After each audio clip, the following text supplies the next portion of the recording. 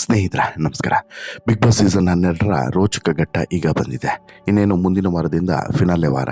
Finale ವಾರದಲ್ಲಿ ಯಾರು ಇರ್ತಾರೆ, ಯಾರು ಹೋಗ್ತಾರೆ, ಯಾರು ಉಳಿತಾರೆ ಅನ್ನೋದು ಒಂದು ಕಡೆ ಆದರೆ, ಯಾರು ಬಿಗ್ ಬಾಸ್ ಸೀಸನ್ 12ರ ಟ್ರೋಫಿಯನ್ನು ಗೆಲ್ತಾರೆ ಅನ್ನೋದು ಮತ್ತೊಂದು ಕುತೂಹಲ. ಈ ಕುತೂಹಲದೊಂದಿಗೆ ಬಿಗ್ ಬಾಸ್ ಸೀಸನ್ 12 ಇನ್ನೇನು ಒಂದು ವಾರದ ಒಳಗಡೆ ಮುಗಿಯುತ್ತೆ ಅನ್ನುವಂಥ ಬೇಸರ ಒಂದಷ್ಟು ಜನರಿಗೆ.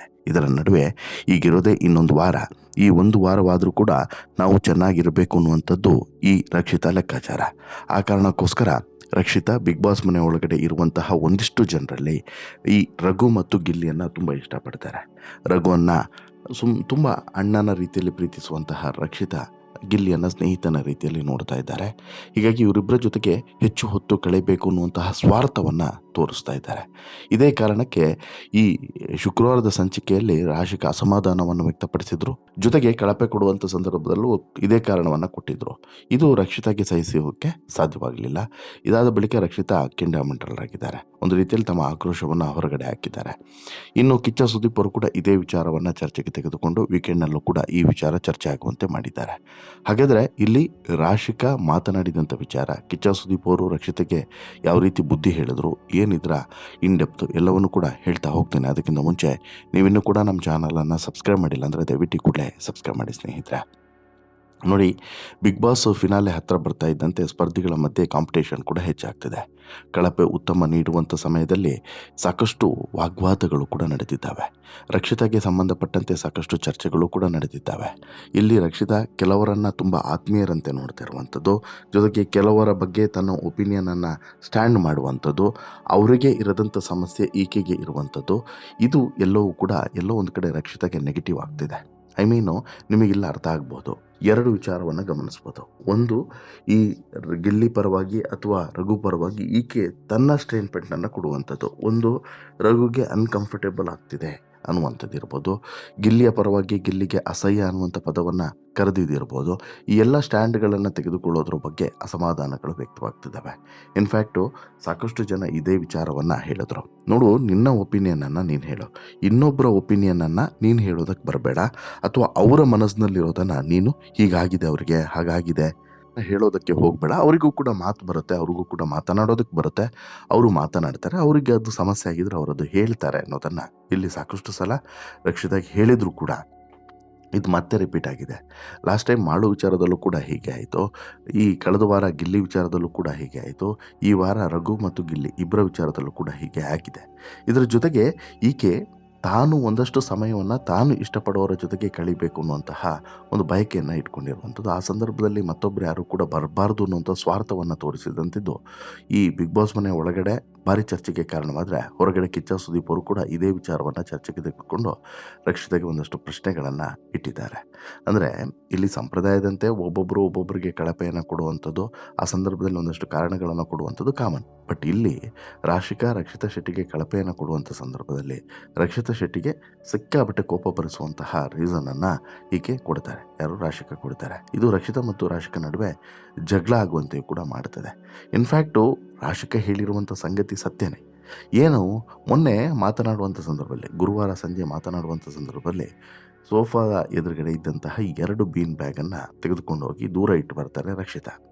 ಆ ಸಂದರ್ಭದಲ್ಲಿ ಅವ್ರು ಹೇಳ್ತಾರೆ, ಯಾರು ಕೂಡ ಇಲ್ಲಿ ಬಂದು ಕೂರೋದು ಬೇಡ, ನನಗೆ ಮಾತನಾಡಲಿಕ್ಕಿದೆ ಅಂತ ಹೇಳ್ಬಿಟ್ಟು. ಆಗ ಗಿಲ್ಲಿ ಕೂಡ ಪ್ರಶ್ನೆಯನ್ನು ಮಾಡ್ತಾರೆ. ಆ ಬಳಿಕ ಧನುಷ್ ಬಂದು ಮತ್ತೆ ಬೀನ್ ಬ್ಯಾಗನ್ನು ತೆಗೆದುಕೊಂಡು ಮುಂದೆ ಬಂದು ಕೂಳ್ತಾರೆ. ಇದು ಎಲ್ಲೋ ಒಂದು ಕಡೆ ಈ ರಕ್ಷಿತಾ ಮನಸ್ಥಿತಿ ಏನು ಅನ್ನೋದನ್ನು ತೋರಿಸ್ತು. ಅಂದರೆ ರಕ್ಷಿತಾ ಇಲ್ಲಿ ಪೊಸೆಸಿವ್ ಆಗ್ತಿದ್ದಾರೆ ಅನ್ನುವಂಥದ್ದು.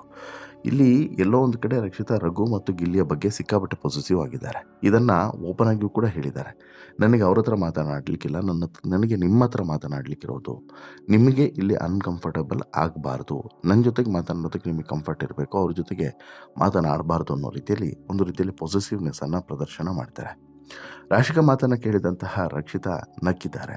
ಇನ್ನು ಗಿಲ್ಲಿ ನಟ ರಘು ಧ್ರುವಂತ್ಗೂ ಕೂಡ ನಗು ಬಂದಿದೆ. ರಕ್ಷಿತಾ ಎಷ್ಟು ಪೊಸೆಸಿವ್ ಅನ್ನೋದು ಎಲ್ರಿಗೂ ಕೂಡ ಗೊತ್ತಾಗಿದೆ. ಇದೇನೋ ನಿಮ್ಮ ಮನೆನ, ನಿನಗೆ ಸತ್ಯ ಹೇಳಿದರೆ ತೆಗೆದುಕೊಳ್ಳೋದಕ್ಕೆ ಆಗೋದಿಲ್ಲ. ನಿನಗೆ ಗಿಲ್ಲಿ ಬೇಕು, ನಿನಗೆ ರಘು ಬೇಕು, ನಿಜ ಹೇಳಿದ್ರೆ ನಗು ಬರುತ್ತೆ, ನಿನ್ನ ತಲೆಯಲ್ಲಿ ಅದೇ ನಡೀತಾ ಇರೋದು ಅಂತ ಹೇಳ್ಬಿಟ್ಟು ರಾಶಿಕಾ ಕೆಂಡಾಮಂಡಲಾಗ್ತಾರೆ. ಆದರೆ ರಕ್ಷಿತಾ ತಿರುಗೇಟನ್ನು ಕೊಡುವಂಥ ಪ್ರಯತ್ನವನ್ನು ಕೂಡ ಮಾಡ್ತಾರೆ. ಅದು ನನ್ನ ಇಷ್ಟ, ನಾನು ಗಿಲ್ಲಿ ಜೊತೆಗೆ ಇರಬೇಕೋ ಬೇಡವೋ ಅನ್ನೋದು ನನ್ನ ಇಷ್ಟ. ನಾನು ರಘುವಣ್ಣನ ಜೊತೆಗೆ ಇರಬೇಕೋ ಬೇಡವೋ ಅನ್ನೋದು ಅದು ನನ್ನ ಇಷ್ಟ. ನೀನ್ಯಾರು ಅದನ್ನು ಹೇಳಿ ಕಳಪೆ ಕೊಡೋದಕ್ಕೆ? ಅದು ಒಂದು ಕಳಪೆ ಕೊಡುವಂಥ ರೀಸನ್ ಅನ್ನೋದು ರಕ್ಷಿತಾ ಮಾತಿನ ಅರ್ಥ.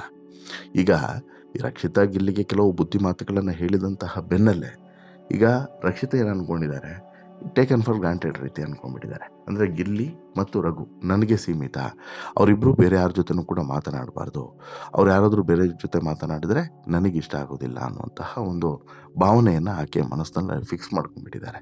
ಆ ಕಾರಣಕ್ಕೋಸ್ಕರನೇ ಈ ಭಿನ್ನಾಭಿಪ್ರಾಯಗಳು ಬರ್ತಾ ಇರುವಂಥದ್ದು. ಅರ್ಥ ಆಯ್ತಲ್ಲ? ಸಿಂಪಲ್. ಈಗ ರಕ್ಷಿತಾ ಇನ್ನೊಬ್ಬರ ಜೊತೆಗೆ ಗಿಲ್ಲಿ ಅಥವಾ ರಘು ಮಾತನಾಡೋದನ್ನು ನೋಡಿಕೊಂಡು ಸುಮ್ಮನೆ ಕೂರುವಂಥ ಹೆಣ್ಮಗಳು ಅಲ್ಲ ಅನ್ನುವಂಥದ್ದು. ಇನ್ನು ಕಿಚ್ಚ ಸುದೀಪ್ ಅವರು ಕೂಡ ವೀಕೆಂಡ್ನ ಸಂಚಿಕೆಯಲ್ಲಿ ಇದೇ ವಿಚಾರವನ್ನು ಚರ್ಚೆಗೆ ತೆಗೆದುಕೊಂಡಿದ್ದಾರೆ.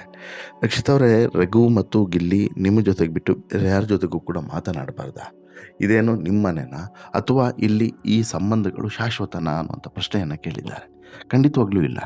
ಇಲ್ಲಿ ಈ ಸಂಬಂಧಗಳು ಶಾಶ್ವತ ಅಲ್ಲವೇ ಅಲ್ಲ. ಇದು ರಕ್ಷಿತಾ ಅರ್ಥ ಮಾಡ್ಕೊಳ್ಬೇಕು. ಯಾಕಂತ ಹೇಳಿದ್ರೆ ಬಿಗ್ ಬಾಸ್ ಮನೆಯ ಆಟ ಇನ್ನೊಂದು ವಾರದಲ್ಲಿ ಮುಗೀತದೆ. ಇನ್ನೊಂದು ವಾರದ ಬಳಿಕ ಬಿಗ್ ಬಾಸ್ ಮನೆಯ ಆಟ ಮುಗಿದ ಬಳಿಕ ಅವ್ರು ಯಾರು ಇವ್ರು ಯಾರು, ಅವರೆಲ್ಲೋ ಇವರೆಲ್ಲೋ, ಅವರೆಲ್ಲೂ ಕೂಡ ಇವರಿಗೋಸ್ಕರ ಬದುಕೋದಕ್ಕೆ ಸಾಧ್ಯವಿಲ್ಲ, ಇವರು ಅವರಿಗೋಸ್ಕರ ಬದುಕೋದಕ್ಕೆ ಸಾಧ್ಯವಿಲ್ಲ. ಆಗಾಗ ಸಿಗ್ತಾ ಇರ್ಬೋದು, ಮೀಟ್ ಮಾಡ್ಬೋದು, ಪಾರ್ಟಿ ಇನ್ನೊಂದು ಮತ್ತೊಂದು ಎಲ್ಲದೂ ಕೂಡ ಆಗ್ಬೋದು, ಅದು ಬೇರೆ ವಿಚಾರ. ಬಟ್ಟು ಈ ಮಾತುಕತೆ ಇದೆಯಲ್ಲ, ಈ ಮಾತುಕತೆ ಆಗಿರ್ಬೋದು ಅಥವಾ ಈ ಸಂಬಂಧಗಳಾಗಿರ್ಬೋದು ಅಲ್ಲಿಗೆ ಸಾಯ್ತವೆ, ಅಲ್ಲಿಗೆ ಹೊಸ ಸಂಬಂಧಗಳು ಹುಟ್ಟುತ್ತವೆ ಹೊರತು ಇದೇನು ಶಾಶ್ವತವಾಗಿ ಇದೇ ರೀತಿ ಉಳಿಯುತ್ತೆ ಅನ್ನುವಂತಹ ಭ್ರಮೆಯಲ್ಲಿ ನಾವು ಯಾರೂ ಕೂಡ ಇಲ್ಲ. ಈಗಿನ ಸಂಬಂಧಗಳೇ ಹಾಗೆ, ಎಲ್ಲದೂ ಕೂಡ ಟೆಂಪ್ರವರಿ, ಯಾವುದೂ ಕೂಡ ಶಾಶ್ವತ ಅಲ್ಲ, ಯಾವುದೂ ಕೂಡ ಬದುಕಿ ಇರೋಷ್ಟು ದಿನವೂ ಕೂಡ ಉಳಿಯೋದಿಲ್ಲ. ಹಾಗೆಯೇ ಇಲ್ಲೂ ಕೂಡ ರಕ್ಷಿತೆಗೆ ಕೆಲವೊಂದು ವಿಚಾರಗಳನ್ನು ಕಿಚ್ಚ ಸುದೀಪ್ ಅವರು ಅರ್ಥ ಮಾಡಿಸಿರುವಂಥ ಪ್ರಯತ್ನವನ್ನು ಮಾಡಿದ್ದಾರೆ. ಇನ್ನು ಧನುಷ್ ಕೂಡ ಈ ಶುಕ್ರವಾರದ ಕಳಪೆಯ ಸಂಚಿಕೆಯಲ್ಲಿ, ಅಂದರೆ ಕಳಪೆ ಕೊಡುವಂಥ ಸಂದರ್ಭದಲ್ಲಿ ಒಂದಷ್ಟು ಸಂಗತಿಗಳನ್ನು ಅರ್ಥ ಮಾಡಿಸುವಂಥ ಪ್ರಯತ್ನವನ್ನು ಮಾಡಿದ್ದಾರೆ. ನೋಡಿ ರಕ್ಷಿತಾ, ಈಗ ರಘುಗೆ ಅಲ್ಲಿ ಅನ್ಕಂಫರ್ಟೇಬಲ್ ಆಗುತ್ತೆ ಅನ್ನೋದನ್ನು ರಘು ಹೇಳಬೇಕು, ನೀನು ಹೇಳೋದಲ್ಲ. ಗಿಲ್ಲಿಗೆ ಅಲ್ಲಿ ನಿನಗೆ ಗಿಲ್ಲಿ ಜೊತೆಗೆ ಮಾತನಾಡಲಿಕ್ಕಿದೆ ಅಂತ ಹೇಳಿದ್ರೆ ಅದನ್ನು ಹೇಳಬೇಕೆ ಹೊರತು ಗಿಲ್ಲಿ ಕಂಫರ್ಟೇಬಲ್ ಇಲ್ಲ ಅಂತೇಳಿ ಹೇಳೋದು ತಪ್ಪಾಗ್ತದೆ. ನಿನ್ನ ಭಾವನೆಯನ್ನು ಇನ್ನೊಬ್ಬರ ಭಾವನೆ ಅಂತೇಳ್ಬಿಟ್ಟು ತುರ್ಕೋದು ತಪ್ಪಾಗ್ತದೆ. ಅವ್ರಿಗೆ ಆ ರೀತಿ ಅನಿಸಿದ್ರೆ, ಅವ್ರಿಗೆ ಅಲ್ಲಿ ಕಂಫರ್ಟೇಬಲ್ ಆಗ್ತಿಲ್ಲ ಅಂತೇಳಿ ಅನ್ಸಿದ್ರೆ ಅವರೇ ಹೇಳ್ತಾರೆ, ಅವ್ರಿಗೆ ಮಾತನಾಡ್ಲಿಕ್ಕೆ ಬಾಯಿ ಇದೆ. ಅವರ ಅಭಿಪ್ರಾಯವನ್ನು ನೀನು ಯಾಕೆ ಅದನ್ನು ಬಳಸ್ಕೊಳ್ತೀಯಾ, ಅದನ್ನೇ ಯಾಕೆ ನೀನು ಹೇಳ್ತೀಯಾ, ನೀನು ಯಾಕೆ ತುರುಕ್ತೀಯಾ ಅನ್ನುವಂಥ ಪ್ರಶ್ನೆಯನ್ನು ಕೇಳ್ತಾರೆ. ಆರಂಭದಲ್ಲಿ ಬೆಬ್ಬೆಬ್ಬೆ ಅಂತೇಳಿ ಉತ್ತರವನ್ನು ಕೊಡುವಂಥ ರಕ್ಷಿತೆಗೆ ಕೊನೆಗೆ ಉತ್ತರನೇ ಇರೋದಿಲ್ಲ. ಸತ್ಯನೂ ಕೂಡ, ಪ್ರಾಕ್ಟಿಕಲ್ ಆಗಿ ಕರೆಕ್ಟು ಕೂಡ ಕ್ವಶನ್ನು. ಅಂದರೆ ಅವ್ರಿಗೆ ಸಮಸ್ಯೆ ಇಲ್ಲದೆ ಇರೋದು ಈಕೆಗೆ ಯಾಕೆ ಸಮಸ್ಯೆ, ಈಕೆಗೇನು ಸಮಸ್ಯೆ, ಈಕೆ ಅವ್ರ ಜೊತೆಗೆ ಮಾತನಾಡ್ಬೋದಾ, ಮಾತನಾಡಲಿ.